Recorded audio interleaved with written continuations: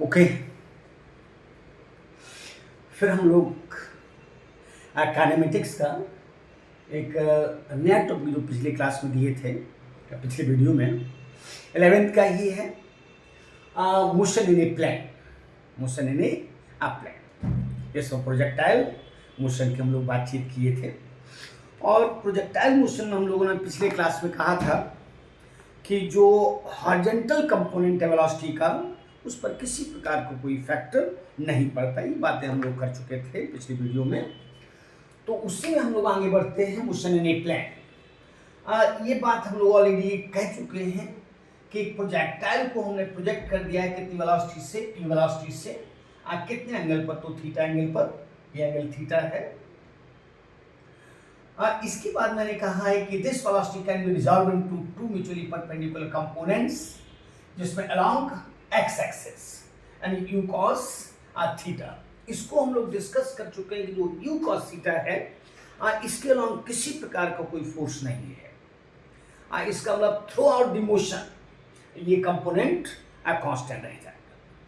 जैसे आपने 22 में देखा था नीट में, ये u आपको दिया गया था और थीटा इसके साथ दिया गया था 60 डिग्री, तो 30 डिग्री था, तो उसका आंसर था यानी 5√3।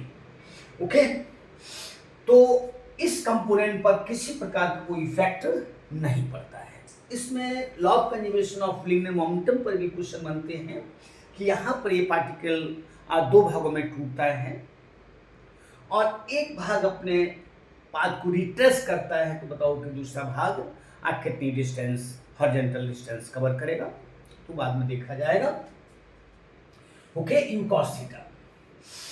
इसके बाद दूसरा कंपोनेंट जो हम लोग नहीं कह पाए थे पिछले वीडियो में, वो है यू साइन थीटा, जो कि वर्टिकल कंपोनेंट। अब यहाँ पर सोचिए कि जो एक्सेलरेशन ड्यू टू ग्रेविटी है वो नीचे की ओर है, यानी इस पर वेट जो है वो इसका वेट जो है नीचे को एक्ट कर रहा है। इस कारण है कि हमारी पृथ्वी जो है बॉडी को नीचे को अटैक कर रही है। इसका मतलब है कि इसको हम फोर्स ऑफ ग्रेविटी कहेंगे और इसके कारण जो एक्सेलरेशन है उसको एक्सेलरेशन ड्यू टू ग्रेविटी कहेंगे। ये मैंने आपको बताया है। तो since force of gravity acts on the projectile downward, hence vertical velocity decreases as projectile goes up. जैसे जैसे प्रोजेक्टाइल ऊपर जाएगा ये वेलोसिटी क्या होती जाएगी, घटती जाएगी और अल्टीमेटली बिकम्स जीरो।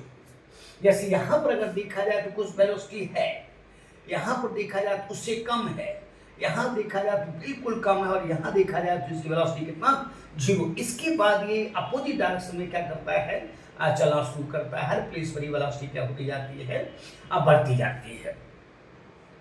और यहाँ पर वही हो जाती है जब ये पार्टिकल अराइव किया है।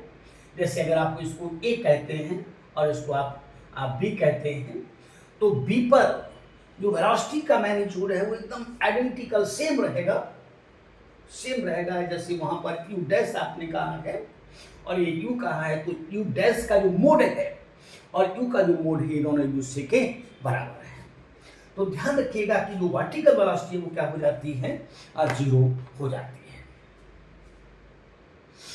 ओके, देखिए कुछ नहीं है, आराम से सीख सकते हैं। इसको मैं हटा देता हूं,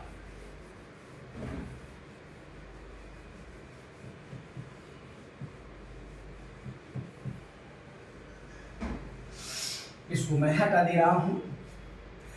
इसके बाद अगर देखा जाए कि कहीं पर जैसे आपको इसी को बताना है, तो जैसे वेलोसिटी ऑफ प्रोजेक्शन क्या होगी, वेलोसिटी ऑफ प्रोजेक्शन ये वेलोसिटी हो जाएगी u equal to u sine theta i, नहीं u cos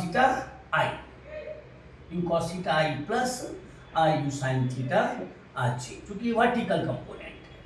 और इसको ही आप देख सकते हो, ये यू एक्स आई है प्लस ये यू बाई जे है। ये वेलोसिटी ऑफ प्रोजेक्शन है। अब यहां पर भी कह सकते हो वेलोसिटी ऑफ अराइवल जो है वो भी देख सकते हो आप, वेलोसिटी ऑफ अराइवल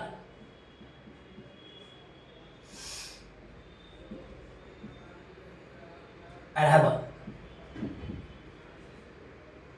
जो कि बी पॉइंट पर है, तो यहां पर यू डैश हम कह सकते हैं, ये बराबर हो जाएगा यू कॉस थीटा, जिस पर कोई इफेक्ट नहीं पड़ा है, और माइनस, ध्यान दीजिएगा, minus u sine theta j, इसको आप कह सकते हो u x i minus u y j. तो जो वर्टिकल वेलोसिटी है वो क्या हो रही है, घट रही है, घटते घटते यहाँ पर जीरो हो गई, और उसका मैग्नीट्यूड बढ़ते बढ़ते वही हो गया जो यहाँ पर था। तो आप देख रहे हो कि u x i plus u y j हो जाएगा, इसको मैंने हटा दिया है, ये वेलोसिटी ऑफ अराइवल है। इस प्रकार के क्वेश्चन 13 में नीट ने किया था, आसानी से आप कह सकते हो नीट 13 का क्वेश्चन था।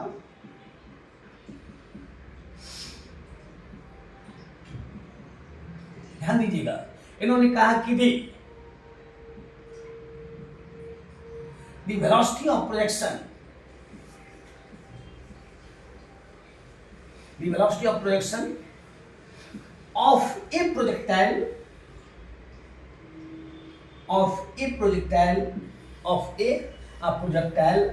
at A is 2I plus 3J meter पर सेकेंड। ये इन्होंने कहा कितनी वेलोसिटी से आप फेंक देते हैं। इट्स वेलोसिटी एट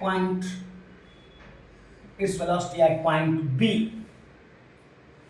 विल, आप आसानी से कह सकते हो, एकदम 10 सेकंड का क्वेश्चन था आपके लिए। तो ये इन्होंने आपको दिया है, इसका मान उन्होंने दिया है, कितना दिया है, तो ये दिया है 2i और plus 3j, 2i plus 3j आपको दिया है,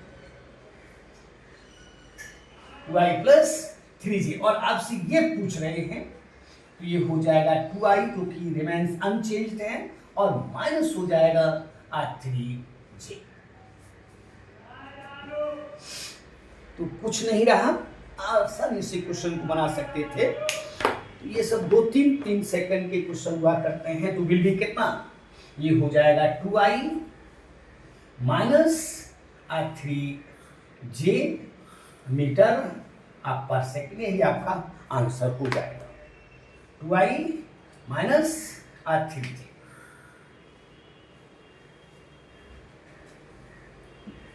okay,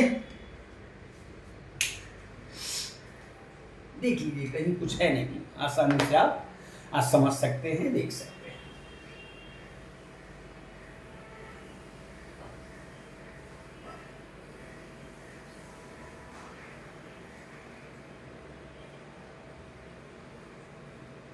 okay,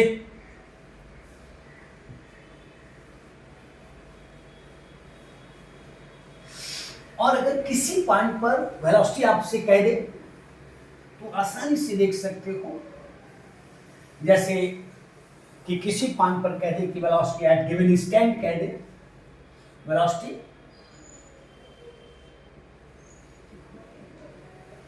of the projectile at given instant, कह दे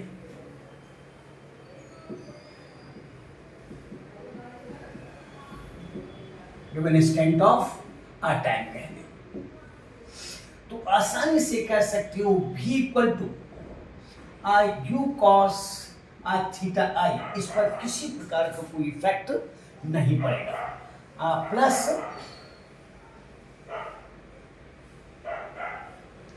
v इक्वल टू हुआ करता है u माइनस जी टी, तो ये हो जाएगा u sine theta minus g t j, g t g. तो किसी पॉइंट पर आप प्रोजेक्टाइल की वेलोसिटी देख सकते हो,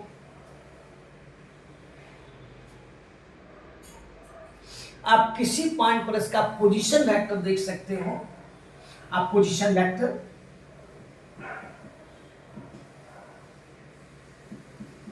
projectile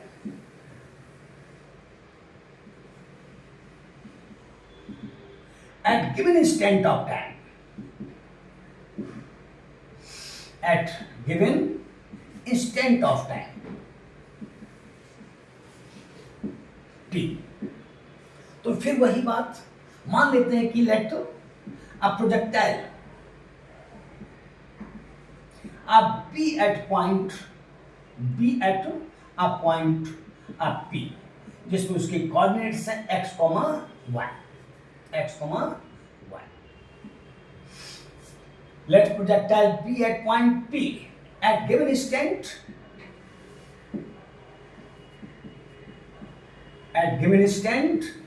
of time at t। आज सबको कीजिए कि यही पॉइंट है, ये पॉइंट है P, ये पॉइंट P है। ओके, ये पॉइंट अब P है।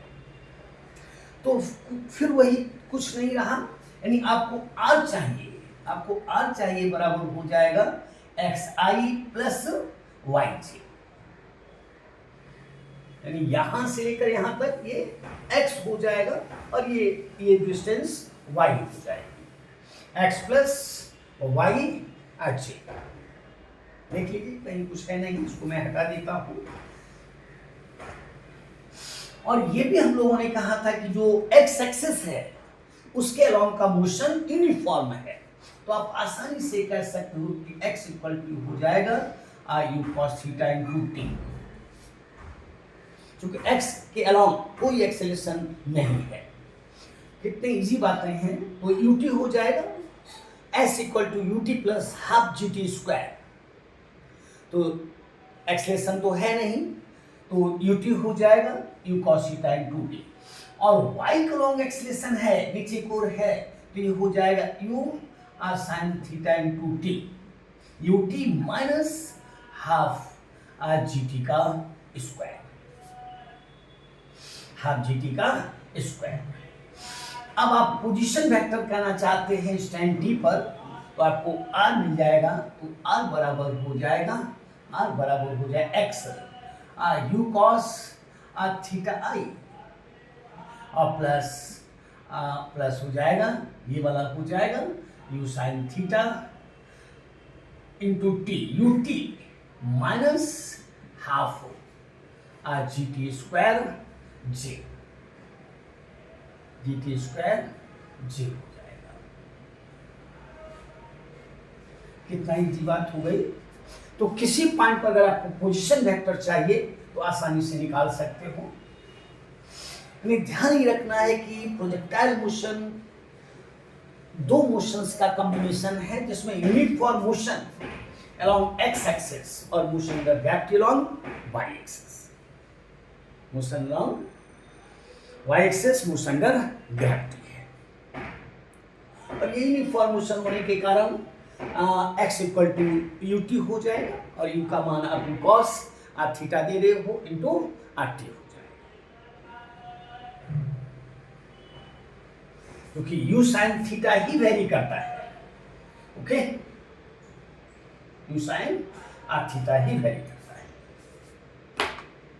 तो कहाँ कुछ है, आसानी से समझ सकते हो, कोई बात आपसे कही जाए।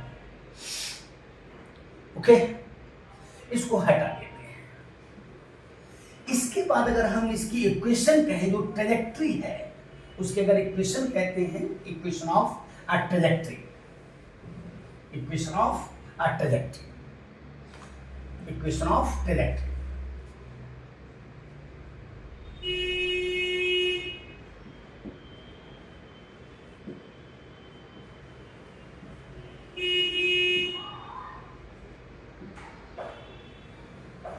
Equation of trajectory. Okay, equation of trajectory. ये एक्चुअली xy में इक्वेशन हुआ करती है ना, यानी इक्वेशन या ऐसे कह सकते हो, an equation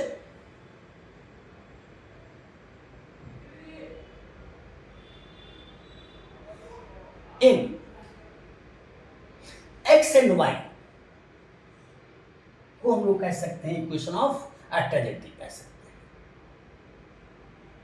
okay, the equation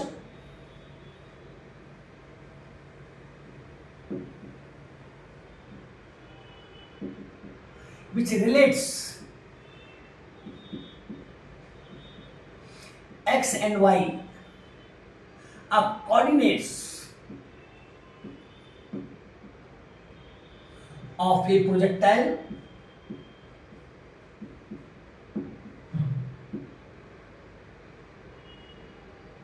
at a position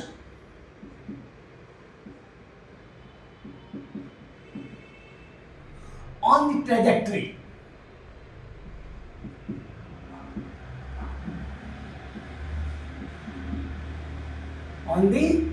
trajectory। इसी को कहा करते हैं called equation of trajectory, equation of trajectory.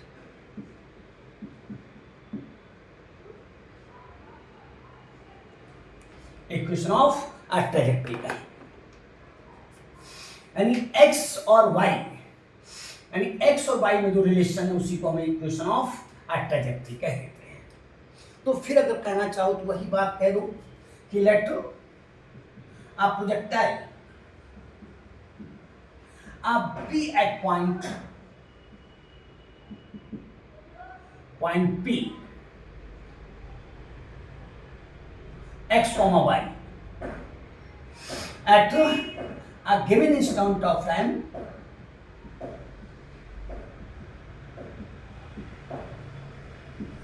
t। Okay, देख लीजिए आप, कुछ नहीं है। आपने कहा है कि प्रोजेक्टाइल अब पी पॉइंट पर है, किसी समय टी पर है, और हमारा उद्देश्य है कि इक्वेशन जो हम एक्स वाई में बनाएंगे उसी को क्या कहेंगे, इक्वेशन ऑफ ट्रेजेक्टरी कहेंगे। इक्वेशन किसमें, एक्स और वाई में। एक्स और वाई की जो इक्वेशन है उसको हम इक्वेशन ऑफ ट्रेजेक्टरी कहेंगे। ओके, तो कुछ है नहीं, आसानी से देख सकते हो। 2 मिनट लगेंगे आपको इसको बताने में। जैसे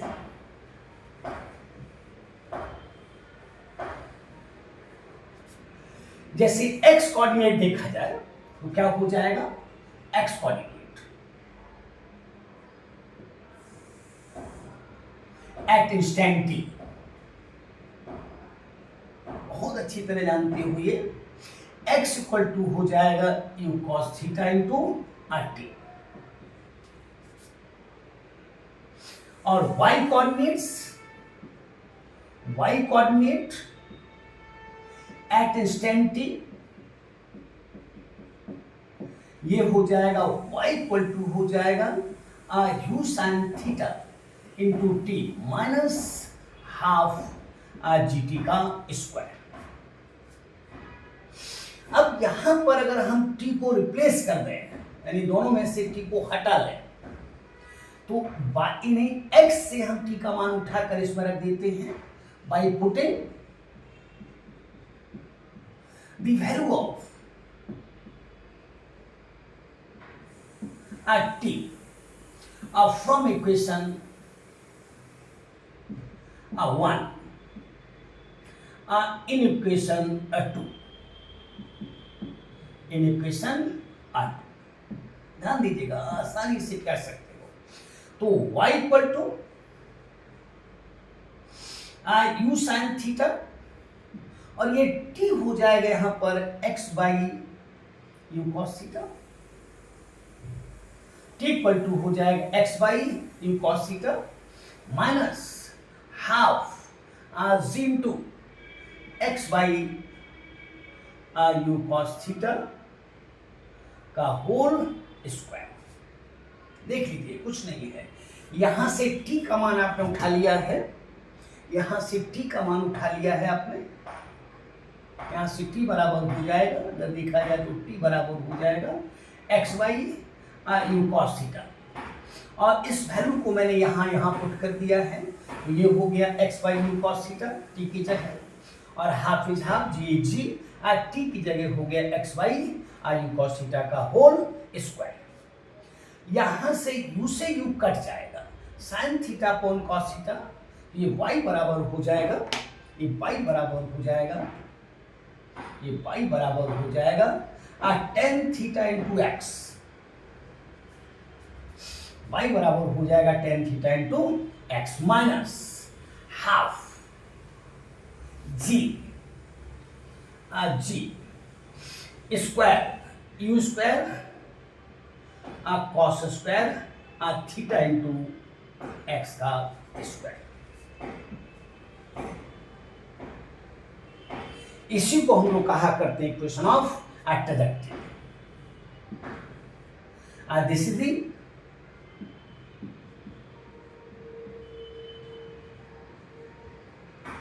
equation of trajectory.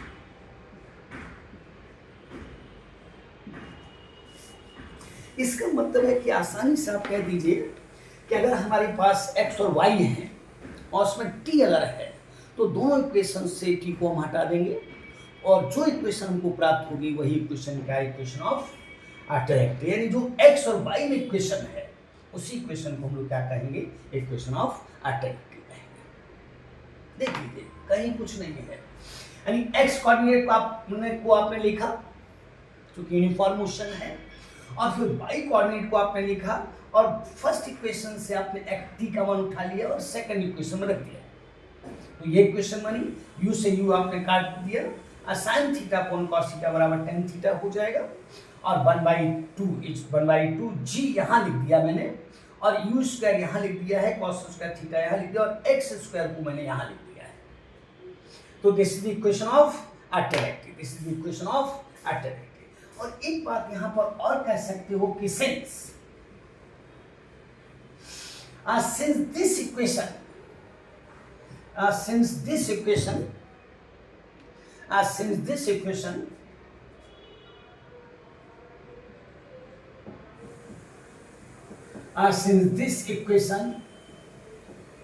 is equivalent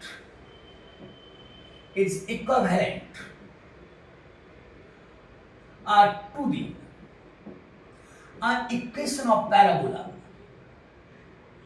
the equation of parabola, and y equal to ax plus minus bx का square.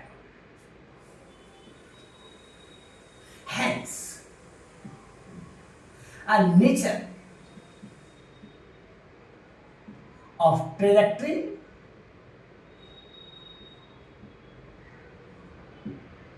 of the projectile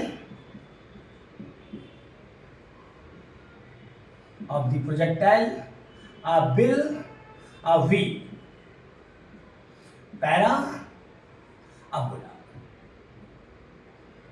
parabolic।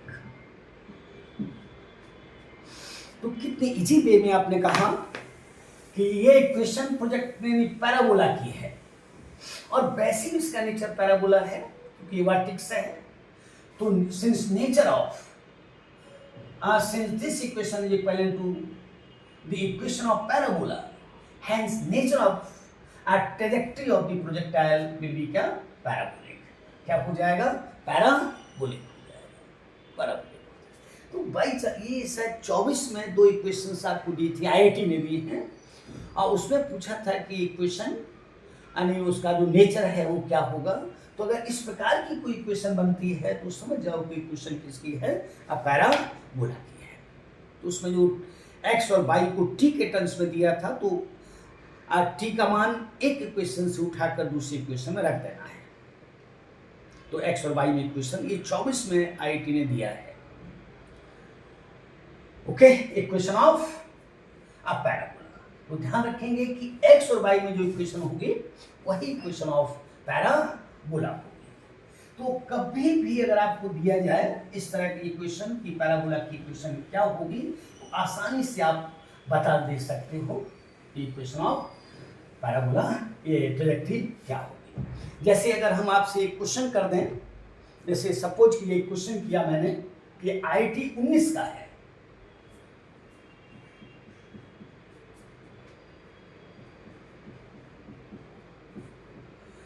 2019 का क्वेश्चन है। ओके, इनका कहना है कि ए प्रोजेक्टाइल इट्स प्रोजेक्टेड, ध्यान दीजिएगा, a projectile is projected with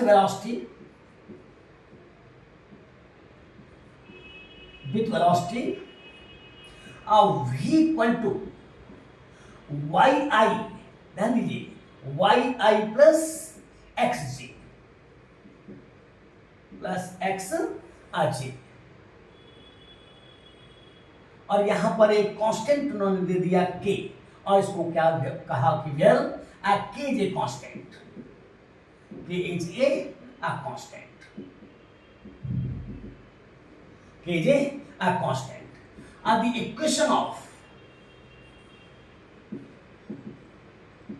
The equation of its path, equation of its path h, ध्यान दीजिएगा, equation of its path h। तो फिर वही पुरानी बात है कि अगर आपसे इस तरह की कोई बात करता है तो सबसे पहला काम आप करेंगे, जैसे आपने कहा कि आपको v दिया हुआ है कितना k, हम इसका अंदर गुणा कर देते हैं k y i plus k x j, और हम जानते हैं कि सिंस u इक्वल टू हुआ करता है u x i plus u y j, ध्यान दीजिएगा, इसलिए u एक्स बराबर हो जाएगा dx बाई dt, जो कि बराबर हो जाएगा ky, और u बाई बराबर हो जाएगा dy बाई dt, जो कि बराबर हो जाएगा kx।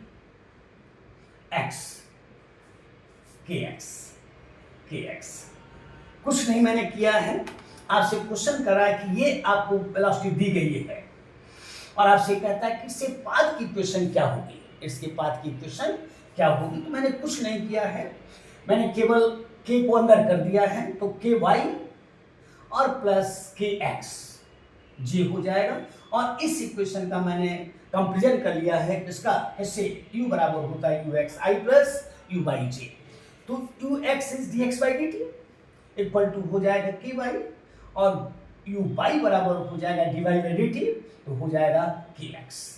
ये दो इक्वेशन हमारे पास हैं, इसको मैंने हटा दिया है, इसको मैंने हटा दिया है। अब ध्यान दीजिएगा, अगर हम सेकंड इक्वेशन में फर्स्ट का भाग दे दें, मतलब इसको अगर हम फर्स्ट मान लेते हैं और इसको हम सेकंड मान लेते हैं, तो सेकंड में अगर हमने फर्स्ट का भाग दे दिया है तो ये हो जाएगा dy बाई dt और बाई dx बाई dt, ये बराबर हो जाएगा, ये हो जाएगा kx, और यहां पर हो जाएगा ky, dt से dt कट जाएगा, और यहां से और k से k कट जाएगा, और यहां से कह सकते हो dy by dx equal to हो जाएगा x बाई y के, और यहां से कह सकते हो y dy, जो कि बराबर हो जाएगा x dx के, x dx के। ध्यान दीजिए, कुछ है नहीं, बाई इंटीग्रेटिंग, जैसे इसको हम इंटीग्रेट करेंगे तो ये हो जाएगा वाई स्क्वायर बाई 2, एक्स की पावर n का इंटीग्रेशन हुआ करता है x की power n plus 1 by n plus 1, और ये बराबर हो जाएगा एक्स स्क्वायर बाई 2, और प्लस सम कांस्टेंट आ जाएगा, प्लस सम कांस्टेंट आ जाएगा, और ये उस साइड में ले जाओ इसको, और इसको लिख सकते हो y square equal to x square plus नया कांस्टेंट यहां दे दो, यही आपका आंसर हो गया। कितना इजी क्वेश्चन आपको मिल गया था 19 में, देख लीजिए।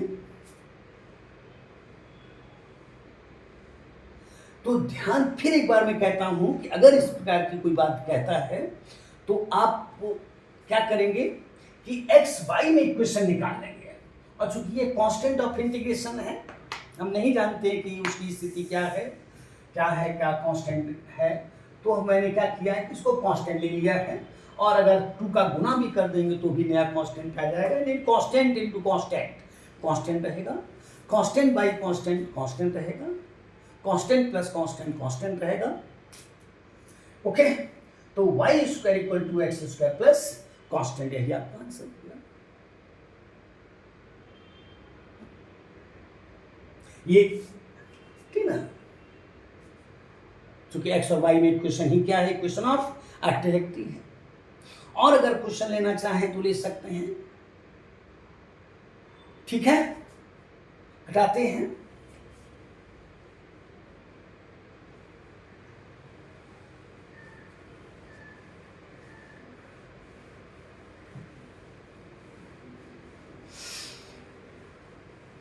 अब तो इसको भी हटा देते हैं, कारण है कि बातचीत कह ही चुके उसके बारे में।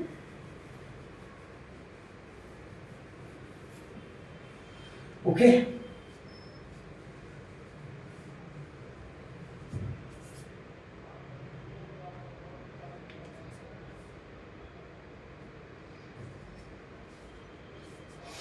ठीक है ना। तो हम लोग कई बातें कर चुके हैं प्रोजेक्टाइल मोशन में। एक तो मैंने आपसे कहा कि प्रोजेक्टाइल मोशन एक कॉम्बिनेशन है टू मोशंस का, जिसमें एक uniform motion along x axis और एक motion under gravity along y axis, जो कि महान आत्मा कहने वाले थे कौन, गैलीलियो थे। और ये भी आपने कहा कि एक्स एक्सिस के अलोंग किसी प्रकार का कोई एक्सलेशन नहीं है, इसलिए एक्स कंपोनेंट वेलोसिटी का हमेशा के लिए कांस्टेंट रह जाएगा, और वो वर्टिकल कंपोनेंट है वो चेंज करेगा। कारण है कि वो मोशन अंडर ग्रेविटी का है, जैसे जैसे प्रोजेक्टाइल ऊपर जाएगा वैसे वैसे उसकी वेलोसिटी घटती जाएगी, और जब हाईएस्ट पॉइंट पर अटेंड कर लेगा तो आपको उसकी वेलोसिटी, वर्टिकल वेलोसिटी 0 हो जाएगी, लेकिन ये एक्स एक्सिस वेलोसिटी पर कोई इफेक्ट नहीं पड़ेगा। और इसके बाद जब ये टकराएगा तो जस्ट बिफोर स्ट्राइकिंग उसकी वेलोसिटी वही होगी, यानी u के मैग्नीट्यूड के बराबर ही होगी, जिसको मैंने u डैश कहा था। तो u डैश बराबर हो जाएगा u cos theta i minus u sin theta j, जो कि नीट 13 में हुआ था। उन्होंने 2i प्लस 3j आपको दिया था और आपसे पूछा था कि बॉडी प्रोजेक्टाइल जब b पर पहुंचता है तो वहां पर उसकी वेलोसिटी क्या होगी, जिसका आंसर आपने दिया था 2i माइनस 3j, जो कि वर्टिकल वेलोसिटी ही चेंज करती है। इतना मैंने कहा। और फिर आपसे मैंने कहा था इक्वेशन ऑफ ट्रैजेक्टरी। कोई भी इक्वेशन आपको अगर एक्स और वाई में दी जाए तो वो इक्वेशन ऑफ ट्रैजेक्टरी हो जाएगी। जैसे कभी अगर आपसे अगर कह दें कि equation of trajectory y equal to under root 3x minus half x square है, तो एंगल ऑफ प्रोजेक्शन क्या होगा, तो आप कंपेरिजन कर लोगे किसी इक्वेशन ऑफ ट्रैजेक्टरी से। एक्स के साथ जो भी होगा वो टेन थीटा होगा, एक्स के साथ जो भी होगा वो टेन थीटा होगा। तो टेन थीटा बराबर अंडर रूट 3 अगर मैंने आपको दिया है तो थीटा बराबर हो जाएगा किसके, 60 डिग्री। तो कभी भी इस तरह की कोई इक्वेशन कर दे, जैसे मैंने अभी आपसे कहा कि मैंने आपको इक्वेशन दी है y equal to under root 3x minus half x square, ये मैंने इक्वेशन आपको दी है। तो कुछ नहीं करना है, इसका कंपेरिजन कर लेना है किससे, by comparing with standard equation of trajectory, यानी y equal to tan theta into x, okay, minus half g by u square cos square theta और इंटू एक्स का स्क्वायर। ये इक्वेशन ऑफ ट्रैजेक्टरी है, कंपेरिजन कीजिए। तो x इज x और यहाँ पर हो जाएगा टेन थीटा बराबर अंडर रूट 3 हो जाएगा, तो थीटा बराबर 60 डिग्री हो जाएगा, 60 डिग्री हो जाएगा। तो इस प्रकार का क्वेश्चन भी पहले हुआ करते थे, अब नहीं होते हैं। ओके, जैसे अगर इसी तरह का एक बार बहुत पुराना क्वेश्चन आईटी का है जिसमें उन्होंने कहा था ax माइनस bx स्क्वायर, और आपसे कहा है कि कुछ ये एंगल ऑफ अब प्रोजेक्शन क्या होगा, तो आसानी से कह सकते फिर वही चीज़ टेन थीटा बराबर हो जाएगा किसके, ए के हो जाएगा, तो थीटा बराबर हो जाएगा टेन इनवर्स ए हो जाएगा। इस तरह का भी क्वेश्चन आपको आईटी में मिला है, तो ध्यान रखिएगा ये स्टैंडर्ड इक्वेशन है ट्रैजेक्टरी जो एक्स और वाई में है, इसका नेचर पैराबोलिक है।